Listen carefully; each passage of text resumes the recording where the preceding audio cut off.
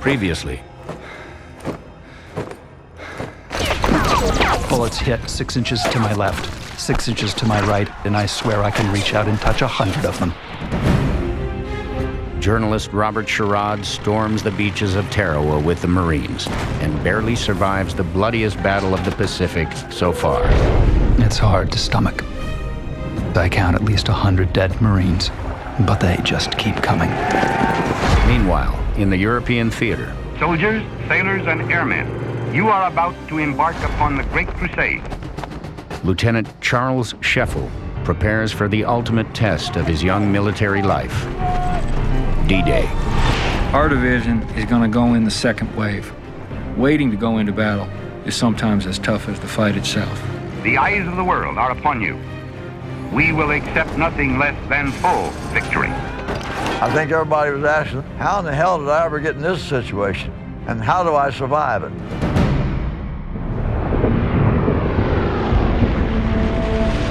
Grant us a common faith that man shall know bread and peace, that he shall know justice and righteousness, freedom and security, an equal opportunity and an equal chance to do his best, not only in our own lands, but throughout the world.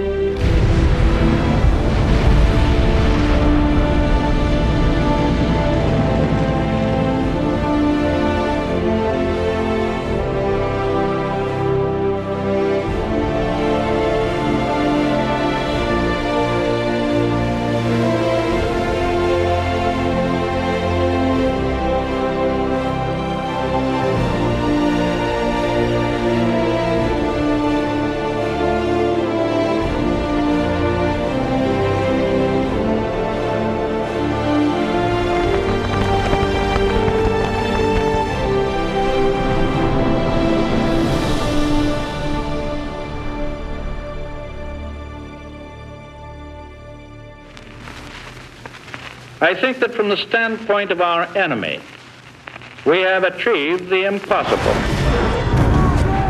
We have broken through their supposedly impregnable wall in northern France. We have established a firm foothold. True, we still have a long way to go to Tokyo, but carrying out our original strategy of eliminating our European enemy first, and then turning all our strength to the Pacific, we can force the Japanese to unconditional surrender or to national suicide much more rapidly than has been thought possible.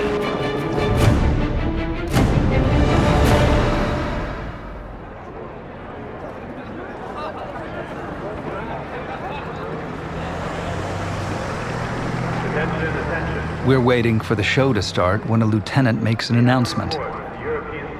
The invasion of Europe has begun. The sailors and Marines stand up and let out a great cheer, but it doesn't last long.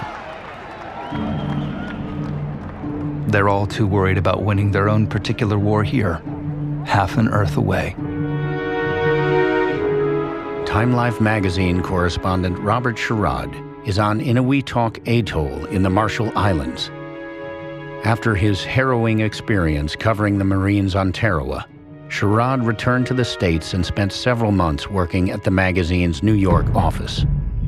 Now, he's back in the Central Pacific, preparing to head into action once again. Commanding officers tell me this next operation is going to be tough.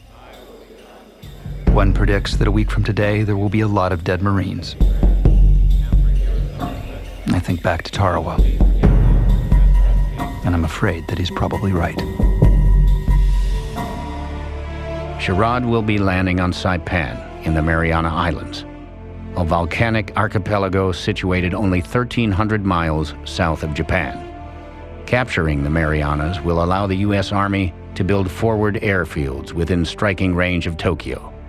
Flying from those fields, B-29 Superfortress heavy bombers will be able to wage an intense and unrelenting campaign of strategic bombing that will hopefully shorten the war. The battle for Saipan is likely going to be bloody. over 30,000 Japanese defenders are dug into the rocky ridges of the 12-mile-long island. Further complicating the situation is the presence of 30,000 native, Korean, and Japanese civilians. The Americans don't want to harm them, but modern warfare against a determined opponent may make collateral damage unavoidable.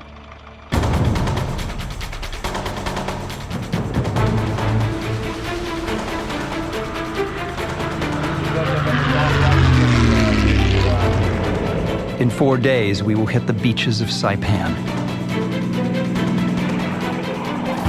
This is by far the biggest invasion yet attempted in the Pacific, and Command doesn't want to take any chances.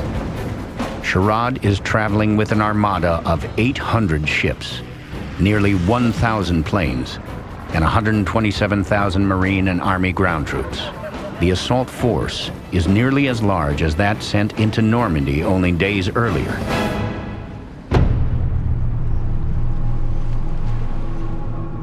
An air of quiet confidence permeates the conversation. Every man considers the possibility of death, but nobody speaks of it. Death is something that happens to the other fellow. If men don't believe that, they'll be more reluctant to go into battle.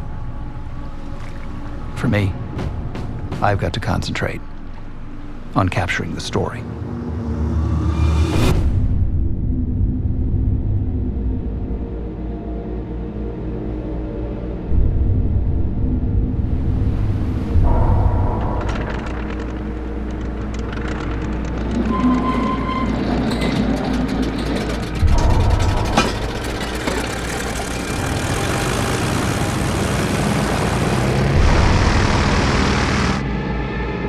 .0545 on the dot.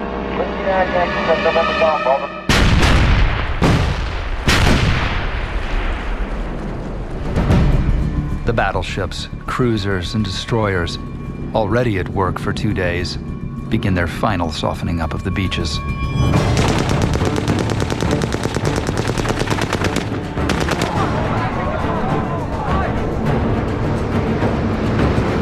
It's thrilling to see the waves of planes appear out of the east and the north, sweep down on the island and loose their bombs.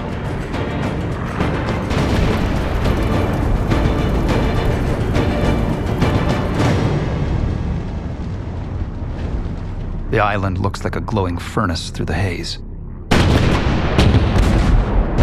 But I fear all the smoke and the noise doesn't mean that many Japs have been killed. Men in holes are hard to hit.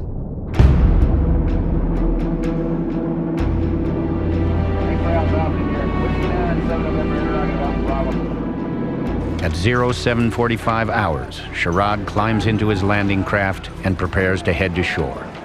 He is with the same men he followed into battle on Tarawa, the 6th Marine Regiment of the 2nd Marine Division.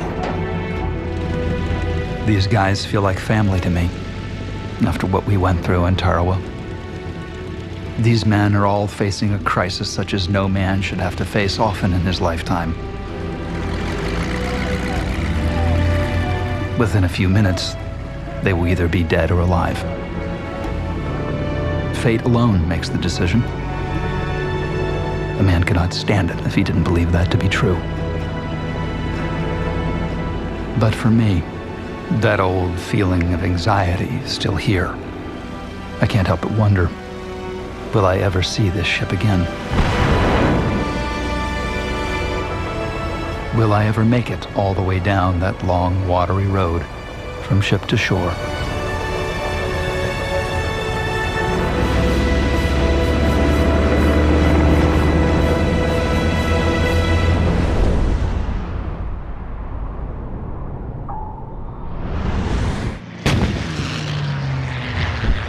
The battle's been going on all afternoon. Destroyers and cruisers are pouring shells toward the shore. I can feel the rumbling every time they hit.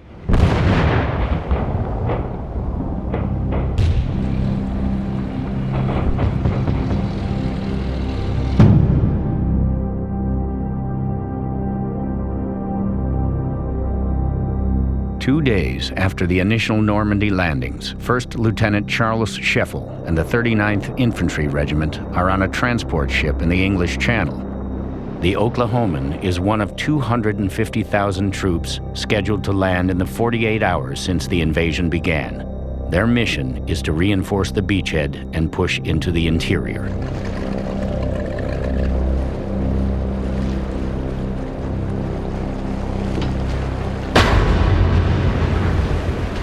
Enemy artillery just blew 2 of our landing craft right out of the water.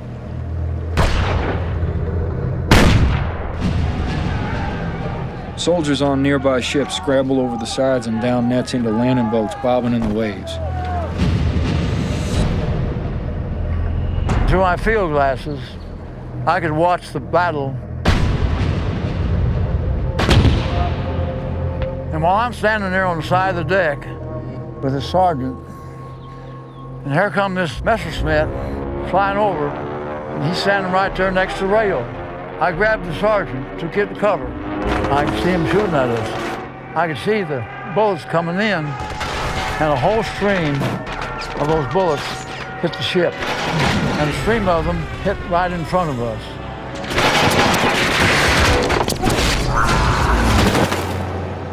I was wounded all over.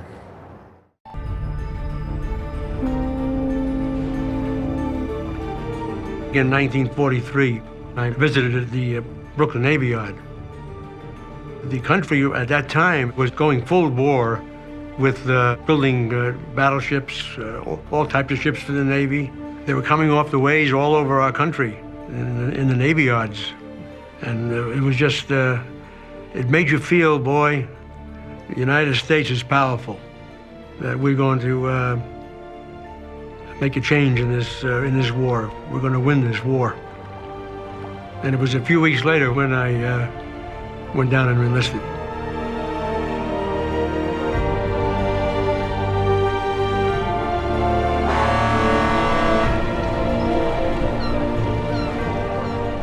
This is it, the start of my Navy career. I can't take my eyes off the huge ships.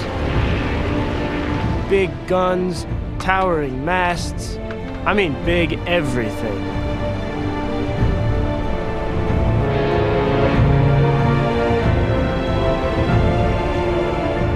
Queens, New York native Jack Hewson is finally getting his wish. He's going off to the war. Hewson was just 15 when the Japanese attacked Pearl Harbor. And though he wanted to sign up the next day, he was too young. Now 18, he is a newly trained sailor arriving in Boston Harbor to meet his ship.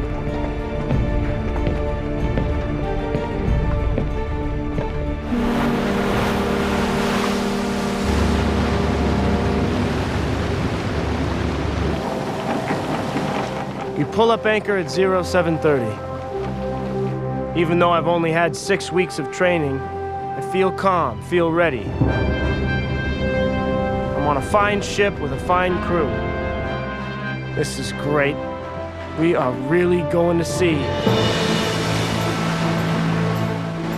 Hewson is assigned to the USS Samuel B. Roberts, a destroyer escort in the Atlantic Fleet.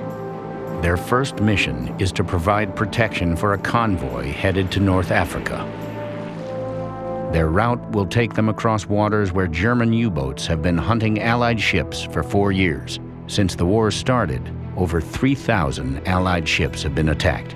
While much of the transatlantic route is patrolled by ground-based aircraft, a gap remains in the mid-Atlantic region where ships must rely on sub-hunting destroyer escorts like Hewson's.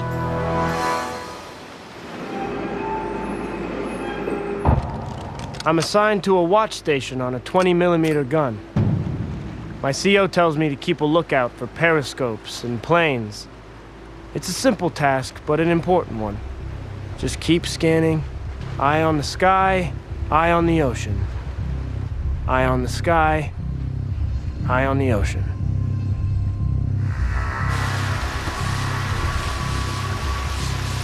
Six hours into the voyage, Hewson completes his shift on watch and heads below decks. the Samuel B. Roberts is only about 150 miles off the coast of Maine.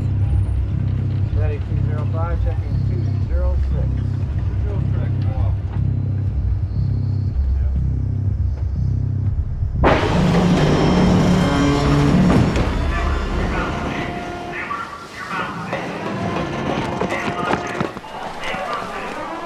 We all rush up to the deck to see what just happened. Feels like a torpedo hit us. Turns out... A whale hit us. A big whale hit us on our port screw and knocked off the propeller and knocked off the shaft. We just couldn't believe it, you know. Well, a whale. And we could only go on one engine. We now couldn't and can't keep up with the task force. So we get a signal from the carrier. They're ordering us back to Norfolk for repairs. I guess my first chance at sea will have to wait.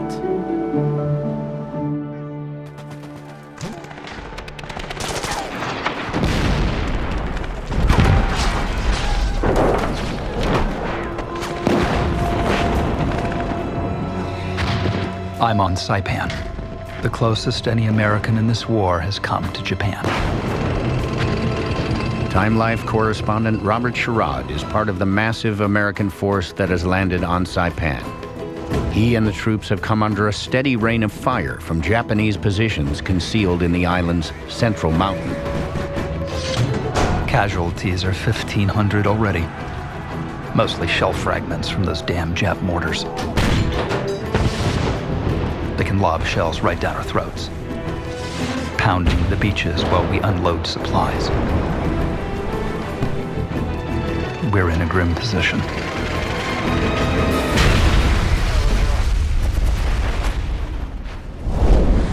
As Sherrod and the Marines struggle to make headway on land, 450 miles north in the Philippine Sea, a Japanese armada including 9 carriers armed with 430 warplanes steams toward Saipan.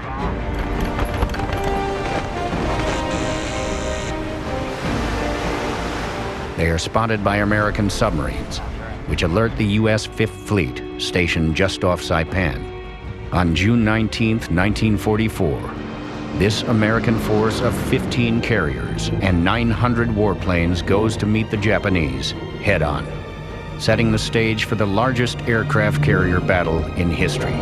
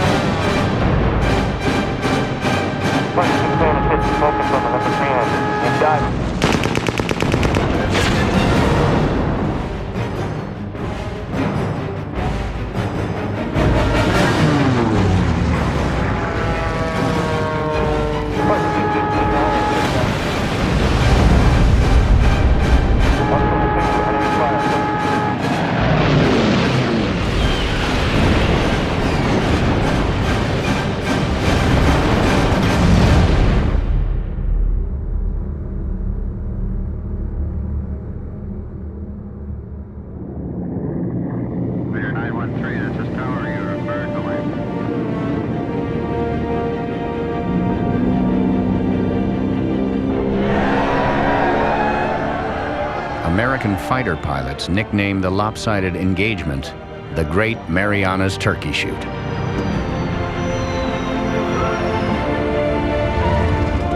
The following day, American forces shoot down another 65 Japanese planes. By the end of the battle, 3 Japanese carriers have been sunk. What is left of the Japanese fleet turns and retreats. The Battle of the Philippine Sea is a rousing American victory.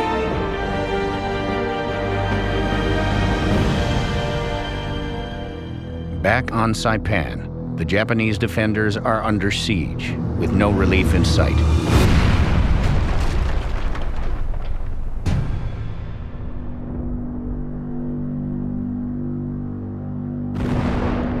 Their only option is to remain dug into their fighting positions and kill as many Americans as they can before being overwhelmed. Guys are calling this place Death Valley.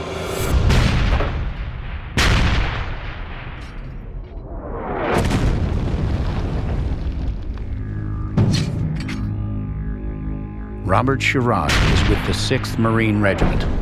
They have advanced inland to the base of Mount Tapachau at the center of the island. Above them, Japanese soldiers are burrowed into the rocky ridges, inflicting heavy casualties on the Americans in the valley below. Mortar shells splash down on the slopes. The Japs are up in the caves, fighting the way they like to fight, defensively, and killing as many of us as possible.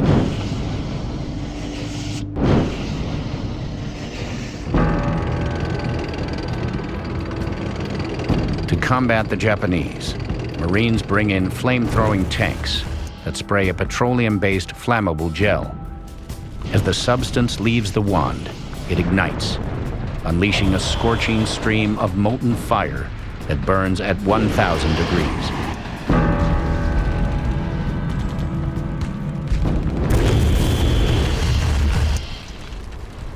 All around, you can see the destruction. On the way back down the hill, I see a group of civilians who've been fetched out of the caves.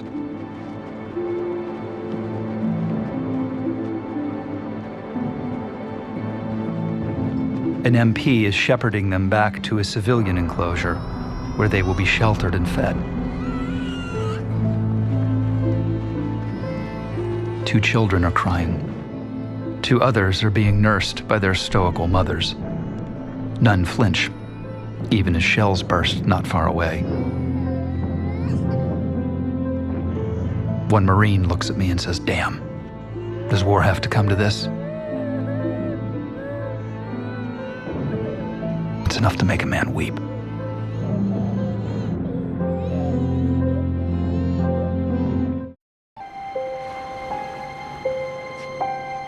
The pain is excruciating.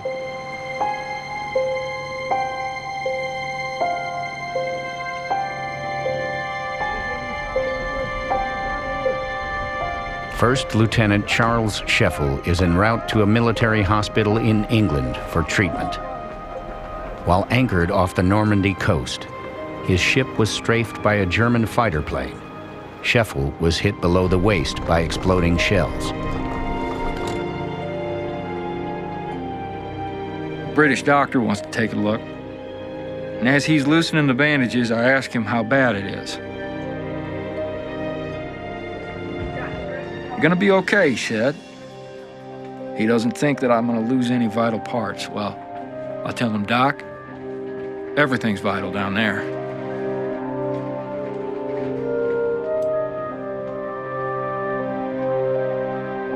The truth is, compared to some of these guys in here, my wounds are pretty minor. Which means it's just a matter of time before they send me back to the war. According to Army regulations, only soldiers with injuries involving actual or potential loss of life, limb, eyesight, or paralysis are sent home.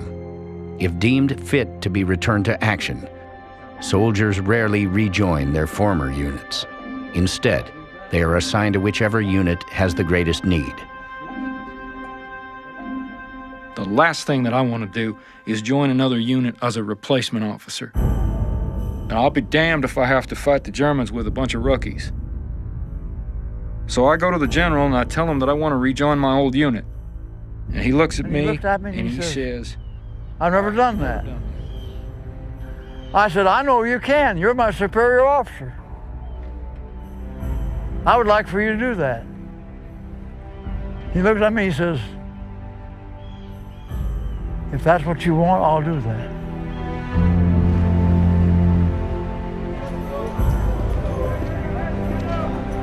We hitchhike down to the port at Southampton and get ourselves on board a Navy ship heading out with a convoy to Omaha Beach.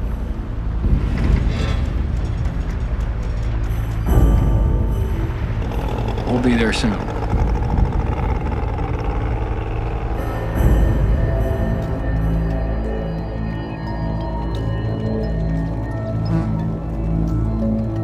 The whole area is a mass of stinking bodies. War correspondent Robert Sherrod is surveying a grim scene of utter carnage on the Pacific island of Saipan.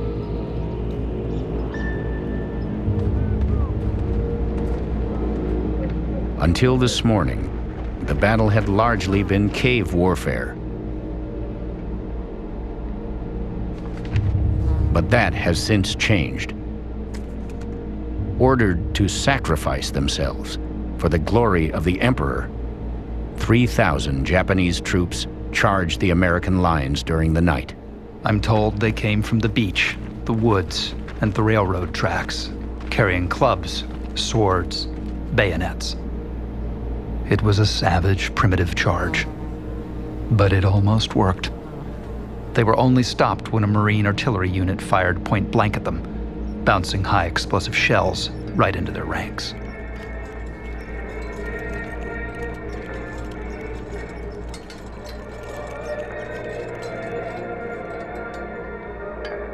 Two days after this final banzai charge, American commanders declare Saipan officially secured.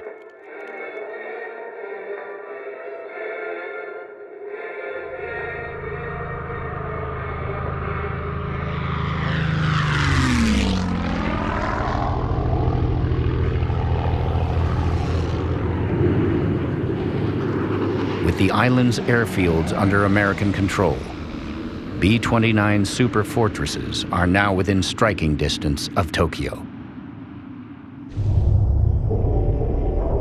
But the cost of taking Saipan is staggering. There are over 14,000 American casualties, more than in any other previous Pacific battle. Out of the nearly 40,000 Japanese troops, less than 1,000 surrender.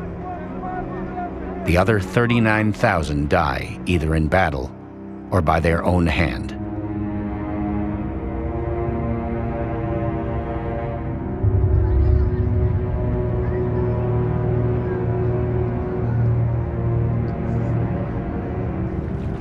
They said there are 20,000 more civilians on this island.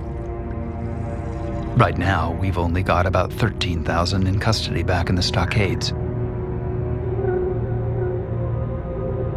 Everyone is wondering, where are the rest? Back home already. So much for our first tour of duty.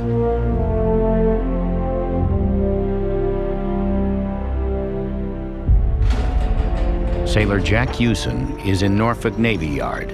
His ship, the USS Samuel B. Roberts, is under repair for damage it sustained after colliding with a whale in the Atlantic Ocean. While mechanics fix the broken propeller, Hewson and the other sailors receive new orders: repaint the ship. Light gray above decks and a pattern of ocean gray and black beneath. Navy issue camouflage for the Pacific. Looks like the Sammy B is being sent to fight the Japs. Hewson and the Samuel B. Roberts head south from Norfolk, where they rendezvous with a convoy of supply and warships near Florida. Then, to get to the Pacific, they cut through the Panama Canal. The the strategically important waterway shaves weeks off the voyage between the Atlantic and the Pacific and reduces their exposure to enemy submarines.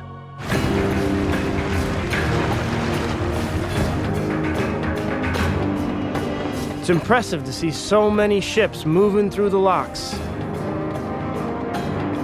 And there's no worrying about U-boats here. This is the most guarded place on the planet Earth. It's just like I read about in my studies back in school. There are thousands of anti-aircraft guns going through the isthmus. Planes flying over 24 hours a day, keeping the passage safe.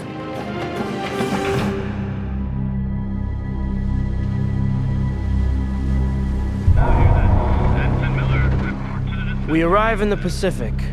Right away, everyone is feeling a little more tense. We all watch the water a little more carefully.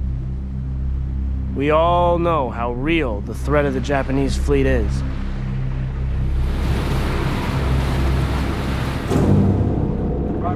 I hear the guys getting excited. Our sonar guy is picking up a Japanese sub. It's about 10,000 yards out and closing in on our ships. We pull out of the line and pick up speed. We're making a run for it. I race up to the bridge to see what's going on, and one of the guys yells, "We're right on top of it!"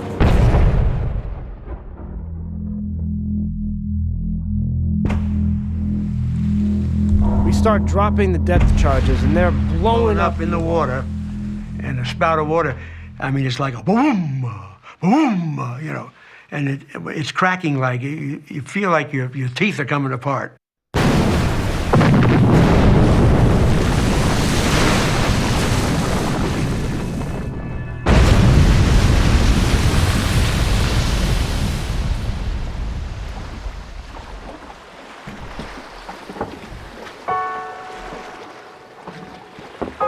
All this stuff floats up. Crates, debris, even clothes. We are shaking hands, patting each other on the back. I remember one of the officers coming by and saying, "Good job, fellas, good job," you know. We were glad that we did our job, that we got the enemy. They didn't get us. Or he didn't hit one of our convoy ships. We got that sub before it could do any damage to any of our ships. It makes me feel like we're definitely gonna get this war won.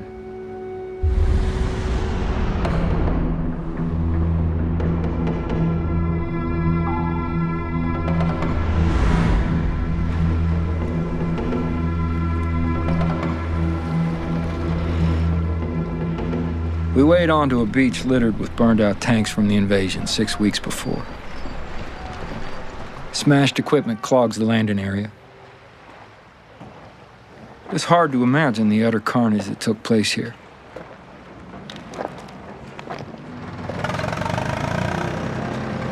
I guess I'm back in the war now.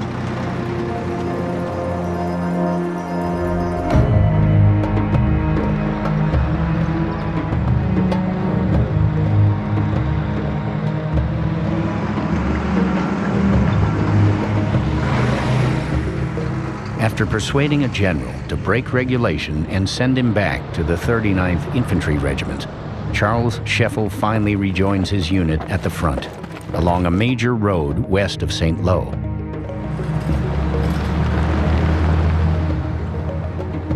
Despite having spent 7 weeks fighting in Normandy, the Allies have only advanced roughly 10 miles from the beach. They are bogged down in the bocage, a patchwork of pastures bordered by high-packed earthen walls, thick with deep-rooted vegetation. Allied troops must fight field by field through the heavily defended hedgerows. The pace is painfully slow and perilous.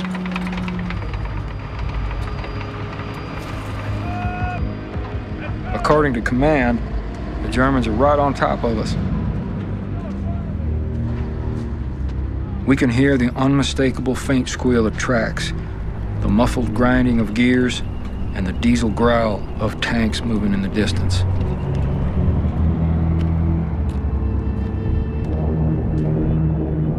Just as Scheffel rejoins his men, Allied command launches an operation designed to finally allow their tanks to break out of the bocage. 18,000 planes are ordered to bomb the German positions on the other side of the road and create a breach in the enemy defenses.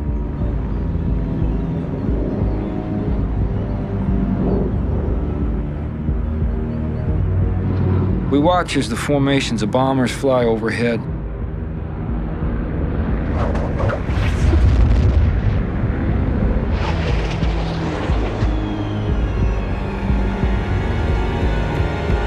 They're unloading too early. They're gonna kill us all.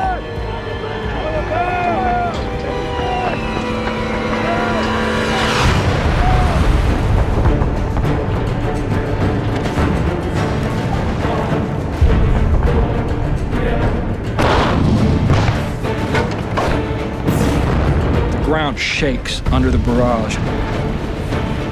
I suck in the dirt and I choke trying to breathe as more bombs fall. There's nothing I can do but pray.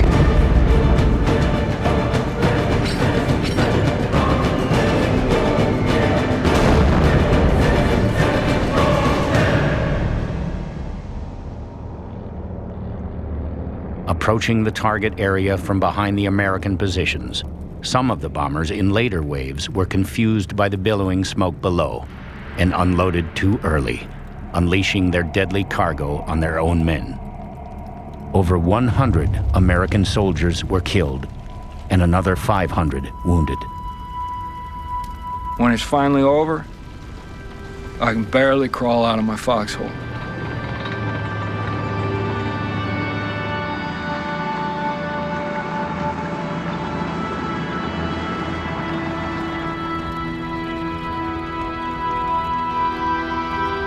Craters cover the area. It's utter destruction. Dead bodies and parts of bodies are everywhere. I have to hold a cloth over my nose. When I get back to the command post, they tell me the 9th Division has lost half a company to our bombing raid. I'm lucky to be alive.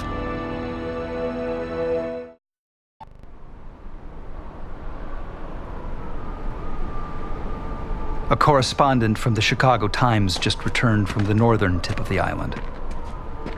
The stories he tells me are almost too horrific to believe.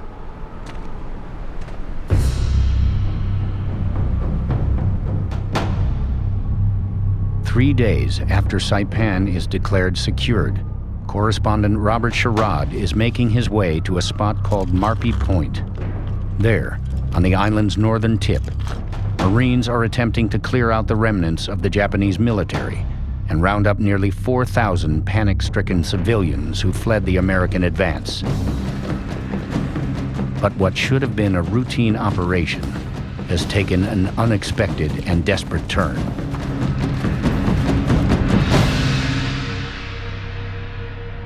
When I arrive, I ask a Marine about the stories I heard. He tells me, you wouldn't believe it unless you saw it. There were hundreds of Jap civilians, men, women, children, jumping off the cliffs to their deaths. The civilians on Saipan are committing mass suicide out of fear instilled in them by the Japanese military. Fear that the American troops are monsters who will rape, torture, and murder every single man, woman, and child. The civilians have been conditioned to believe that taking their own lives is the only way for them to escape brutality.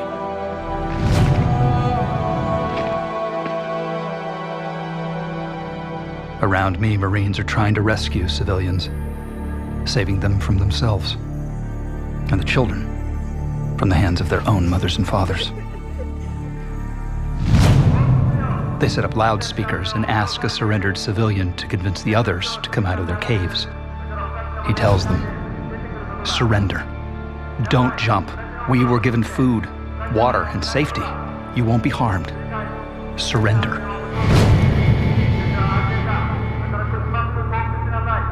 He tries to assure them that they too will be well treated, but only some heed his words.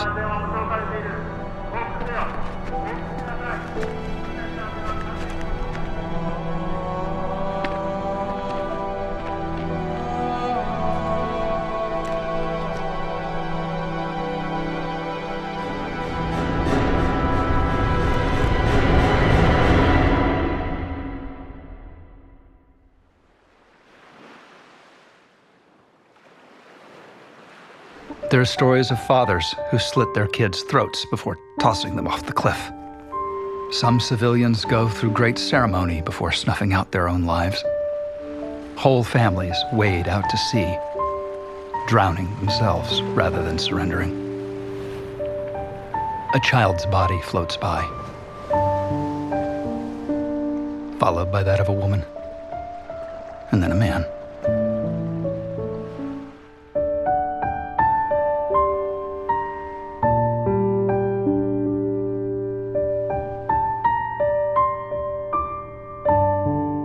What will the really fanatical civilians do when our armies invade Japan?